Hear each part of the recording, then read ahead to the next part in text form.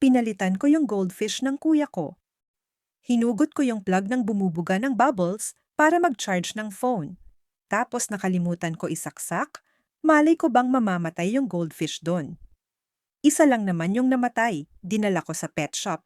Common lang na goldfish, sabi ng seller. Hindi yung mga class type at nakahanap kami ng kamuka. It's been 2 days, di naman niya napansin. Pero dumalaw ako kanina at nakita kong kinakausap niya yung mga isda. Nakokonsensya ako sa ginawa ko. Aamin ako next week. Nahihiya pa ko ngayon. Edit?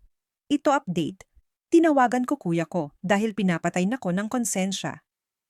Wala siyang pake sa goldfish. He just rambled about grow-out tanks and shit. Pets? Wala akong interest sa pets. And main point is may hito dun sa aquarium at yun yung totoong alaga. I'm dumb on things I don't care. Pero ngayong invested na ako sa goldfish, sasabihin sa aking pagkain lang ng hito. I literally can't even right now. All that guilt wasted. Sorry sa mga nag-expect. Tangina, hito lang yung alaga, mas makulay yung goldfish.